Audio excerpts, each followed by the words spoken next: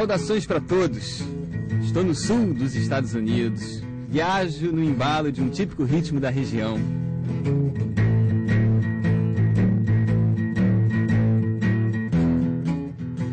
Me preparo para perceber mudanças nos rostos, nas opiniões, no sotaque, na comida, na maneira de encarar a vida.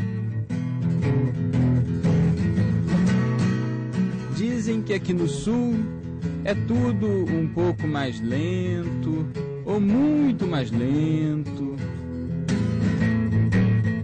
O sul também tem fama de ser mais conservador.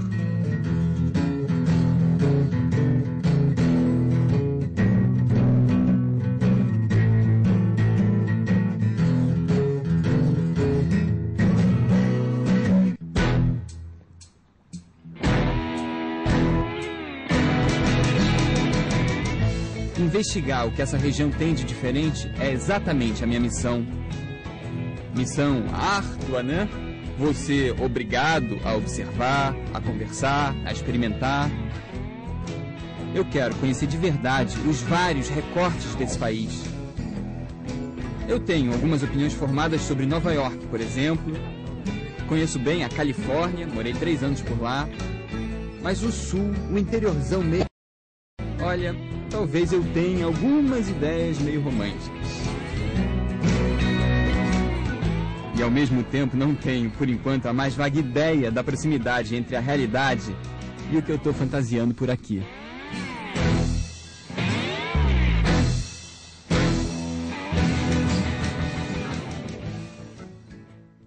A minha viagem pelos Estados Unidos foi no fim de 2003 e que viagem! Levei quase um mês para cruzar o país, de costa a costa, do Atlântico até o Pacífico. Saí de Nova York, no Nordeste americano, e o meu destino final foi São Francisco, do outro lado. Era comum eu passar por mais de um estado no mesmo dia, como no programa de hoje, que vai abordar 3 estados americanos. O meu copiloto, digamos assim, na conversa de agora, é o jornalista Michael Kapp. Ele nasceu nos Estados Unidos, mas deixou as estradas americanas há 22 anos. Hoje ele mora aqui no Rio de Janeiro, é casado com uma brasileira e gosta muito de escrever sobre o país. Michael publicou um livro que se chama Sonhando com Sotaque, Confissões de um Gringo Brasileiro. E eu devo confessar que se pudesse voltar aos Estados Unidos nesse momento, não teria a menor dúvida, iria direto para a região sul.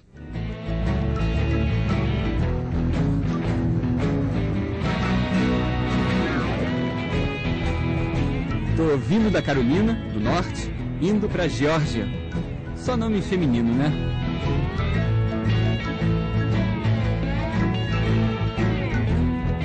Geórgia, que é como eles pronunciam, é uma homenagem a um antigo rei inglês, George II. Os Estados Unidos foram colônia da Inglaterra até 1776. O mundo inteiro ouviu falar bastante da Geórgia em 1996, quando a capital do estado, Atlanta, foi a sede das Olimpíadas.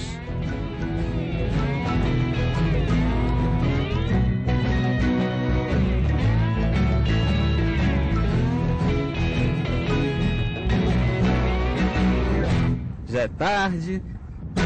A Geórgia é um estado rural e é no campo que eu quero acordar amanhã. Acordar, sem pressa.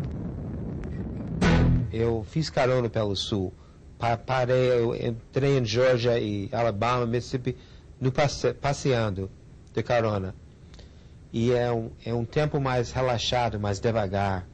Até as pessoas falam mais devagar, os vogais são mais... How y'all? Aqueles vogais são muito estendidos. How y'all doing? E, how y'all? Como vocês estão? How are you all doing? How y'all doing today? E tem uma certa... o ritmo é mais devagar.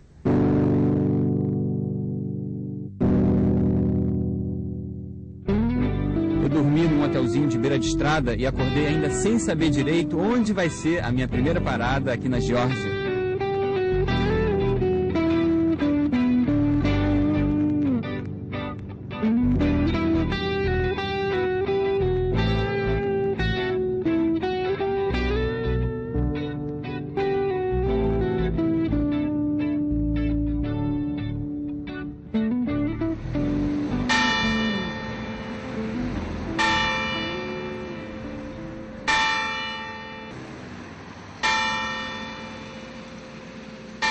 Escolhi um vilarejo chamado Greenville, Vila Verde, em português, né?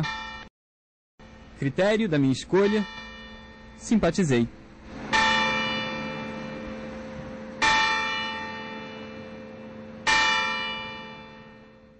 Do you like living here? Yeah, wouldn't change it for anything. Out in a small town, wouldn't change it for nothing. Can I tell you what I like the most about your state, about Georgia? What's that? So far? What's that? Your accent. I love the accent. We sound funny, huh? That country accent. I swear to God. São pouco mais de 900 habitantes aqui na Vila Verde, que se resume a esta praça e algumas ruas. Pela primeira vez aqui nos Estados Unidos, eu vejo um lugar onde a grande maioria da população é de origem africana. Isso tem uma explicação, claro. Durante quase 2 séculos, a economia dos Estados do Sul foi dependente da mão de obra escrava.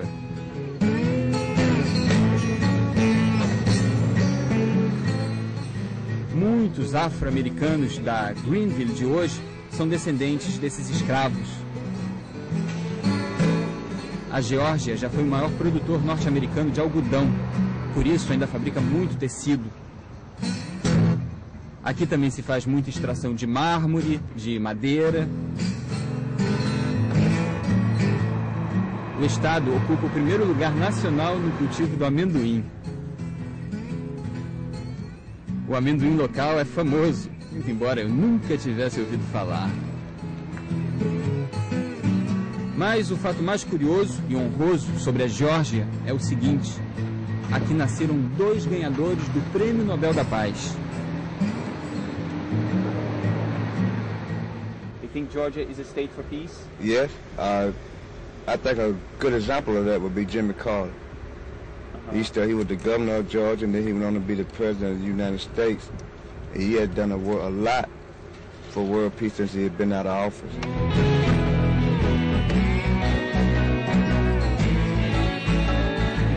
Jimmy Carter foi governador da Geórgia entre 1971 e 74. Depois se elegeu presidente do país entre 1977 e 81. Recebeu o Prêmio Nobel em 2002. Are you for the war on terror or are you against it? Against it, Why do you think so? because we should be all helping one another, not hurt one another. And it's not right that we have to fight against each other just to try to make a statement.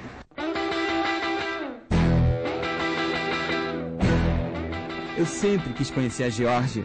Desde que me entendo por gente, ouço uma canção do falecido Ray Charles chamada Georgia on My Mind. Geórgia na minha cabeça, no meu pensamento, né? Ray Charles foi um dos muitos talentos musicais que surgiram aqui no sul dos Estados Unidos. Eu vi muita igreja quando eu viajava pelo sul do país. Eu, enfim, não tenho essa estatística, mas eu fiquei um pouco impressionado com o número de igrejas. A religião, será que se faz mais presente nos povos do sul do país? Tem, porque tem uma tradição gospel, que é uma tradição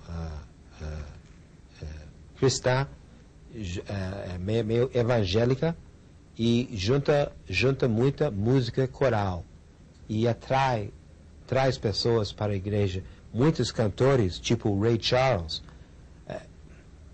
começou cantando em corais de gospel lá no sul. Whitney Houston. Então, e essas igrejas são mais calorosas. As igrejas do norte, as igrejas presbiterianos, que é uma cristã, faz parte da mesma religião, mas é mais severa, mais descendente de puritanos, são mais severas e menos acolhedoras.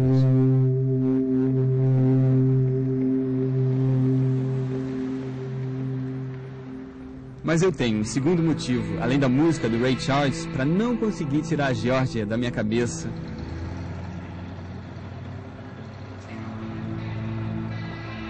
Esse estado produziu um outro Prêmio Nobel da Paz. Eu falei que a Geórgia acumula 2, né? Pois bem, o outro ganhador é Martin Luther King. nascido e criado aqui.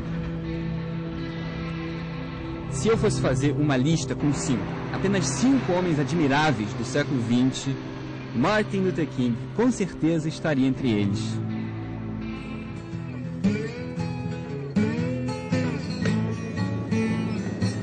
Martin Luther King nasceu em Atlanta em 1929.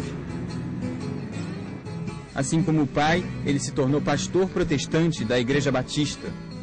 Usou o dom da palavra, o discurso, para reivindicar o fim da segregação racial nos Estados Unidos. Mas essa história é longa e eu ainda tenho algumas centenas de quilômetros pela frente. Daqui a pouco eu volto a falar dessa figura de alma tão chamada Martin Luther King.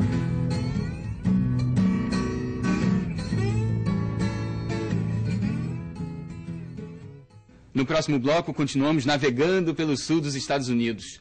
Próxima parada, Mississippi, o pai das águas.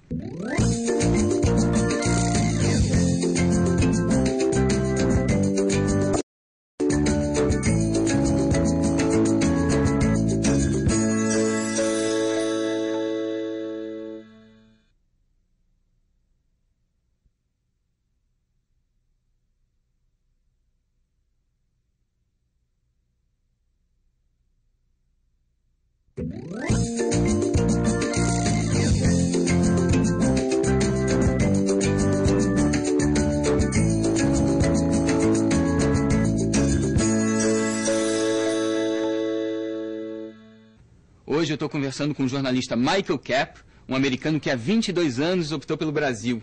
Ele mora aqui no Rio de Janeiro, que é o berço do samba, do chorinho, e eu sigo viagem em direção ao berço de um outro estilo musical famoso, de nacionalidade norte-americana, chamado blues. Ainda hoje, se tudo correr bem, eu vou chegar ao estado do Mississippi. No meio do caminho, ainda tem que cruzar todo o estado do Alabama. A Geórgia pode ter ficado para trás, mas o filho ilustre, o mais ilustre, esse não.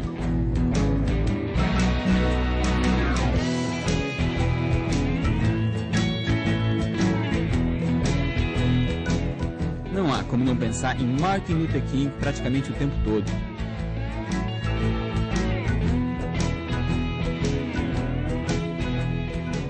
No Alabama, eu passo por uma cidade chamada Selma. Foi aqui que Martin Luther King comandou uma campanha pela validação do voto dos negros em 1965.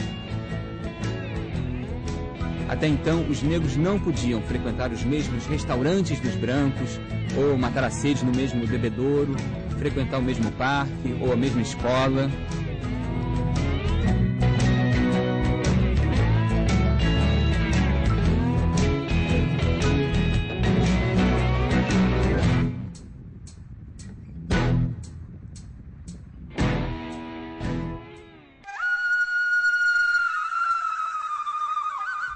No sul, tudo era separado, segregado.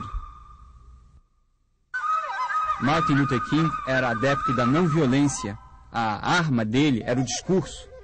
Ficaram famosos os sermões do líder para mobilizar a sociedade e incentivar as pessoas na luta contra a segregação. Ele estimulava boicotes a lugares que recusavam a entrada de negros ou pregavam a desigualdade. Em 1955, por exemplo, ele comandou um veto a uma empresa de ônibus que reservava aos negros apenas alguns lugares no fundo do veículo. A ação durou mais de um ano. Durante exatos 382 dias, acredita-se que nenhum negro tenha entrado nos ônibus daquela empresa. Martin Luther King tinha absoluta consciência de que o dinheiro que a empresa perderia com um boicote chamaria atenção para a causa defendida por ele.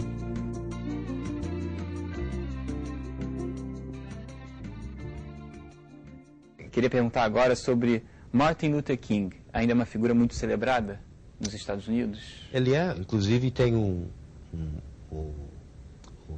data dia do nascimento dele é um feriado nacional. Isso mostra a importância. Ele é um ídolo americano, como ele, vamos dizer, e Lincoln são os dois maiores ídolos, porque Lincoln tirou o escravo, do negro de escravidão, e King lutou para direitos civis do negro depois de ser liberado.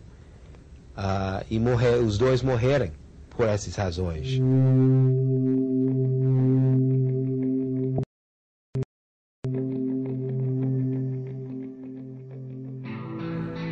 A escravidão nos Estados Unidos começou em 1619 com a chegada do primeiro navio negreiro. Os escravos trabalhavam no mesmo tipo de lavoura que se pode ver até hoje aqui no sul, o algodão. O país já foi o maior produtor de algodão do mundo. Hoje perde somente para a China. Foi nesses campos que se consolidou a escravidão americana.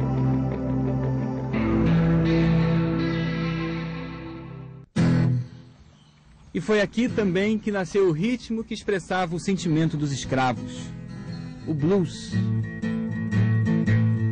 O rio Mississippi é considerado o berço do blues. Blues quer dizer tristeza, melancolia, sentimentos de quem foi trazido à força até o chamado Novo Mundo, os Estados Unidos da América.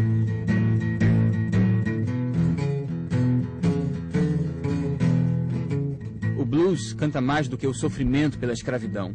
São notas de saudade, de recordações da África. O estilo musical, que um dia já foi exclusivamente negro, hoje também representa a cultura americana.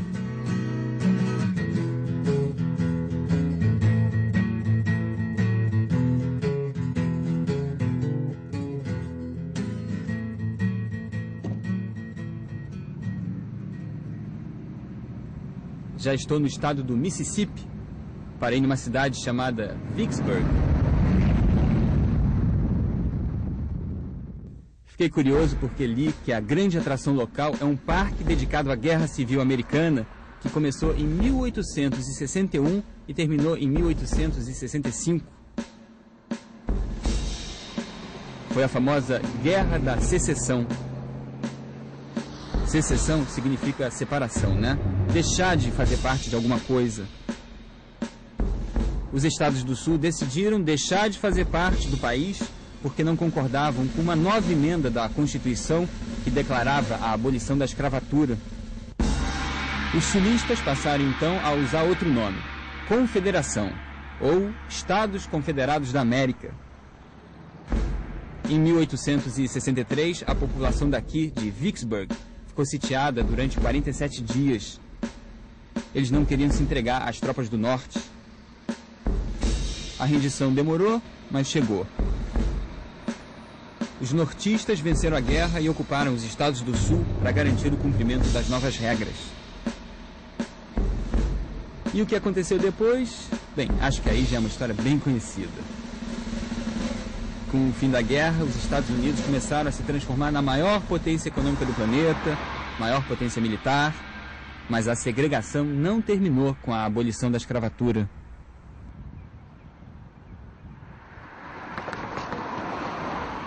A guerra sempre ajuda a presidência.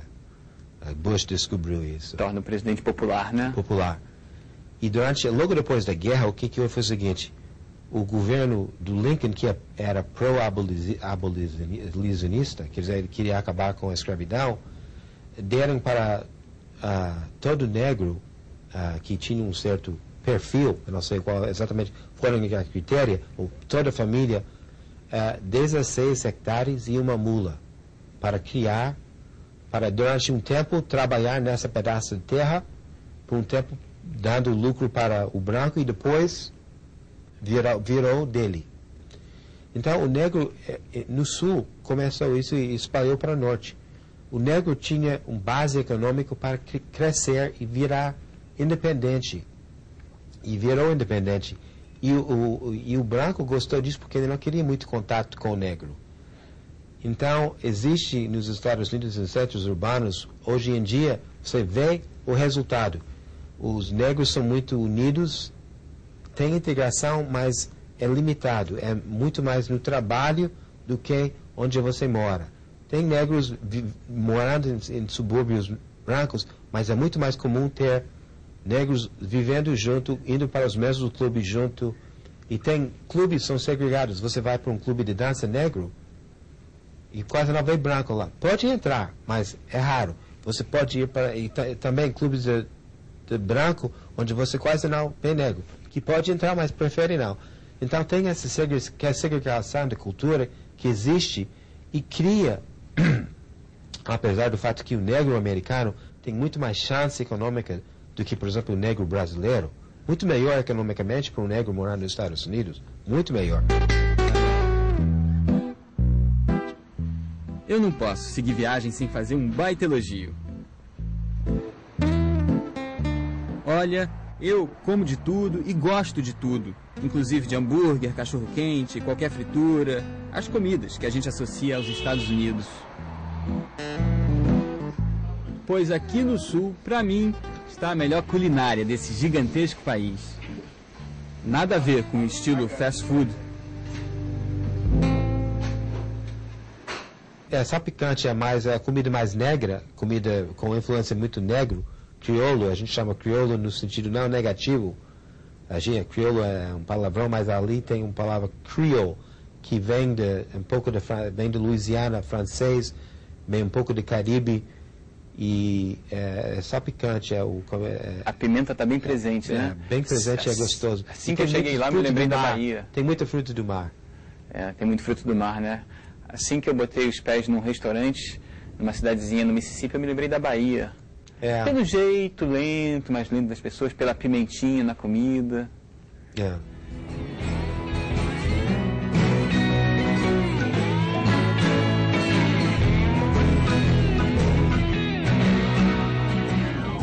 O estado do Mississippi é considerado o mais pobre do país. Tem a renda per capita mais baixa.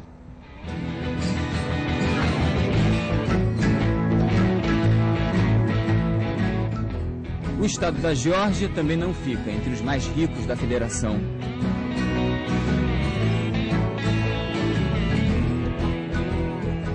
Os dois, Geórgia e Mississippi, para mim, dividem o primeiro lugar no quesito alto astral. E olha que eu conheço bem os Estados Unidos. Morei aqui e tudo, como eu já comentei.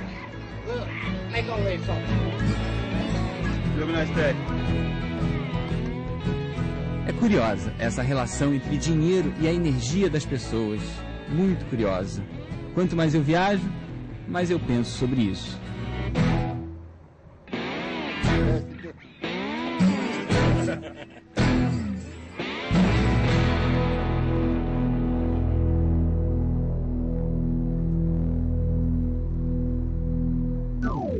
Cheguei ao delta do Mississippi, terra do blues, e comprei logo um jornalzinho local. Era quinta-feira, aí eu pensei, é hoje que eu vou ver um show de blues. Li toda a programação cultural daquela região e nada de blues. Bom, hoje é quinta-feira, o dia quente mesmo deve ser sexta, foi o que eu pensei na hora. Comprei de novo o jornal na sexta e a parte com a programação cultural estava mais gordinha, mais páginas, né? Beleza. Comecei a ler, vi 2 shows, se não me engano, de música country. Havia um grande anúncio para um show com sósia de Elvis Presley e o sósia era idêntico ao cantor, tinha foto e tudo no jornal. Impressionante a semelhança. Havia um grupo de rock numa outra cidade ali perto, acho que um grupo da Califórnia, se não me engano. E blues. No sábado, de novo, o jornal e nada. 0 de blues. No domingo eu fui embora. Aí eu fiquei pensando, é mais ou menos como se o turista chegasse aqui ao Rio de Janeiro ou São Paulo, quisesse ver um show de samba e não achasse nada. Como é que pode, né? Será possível? Pensando bem, é.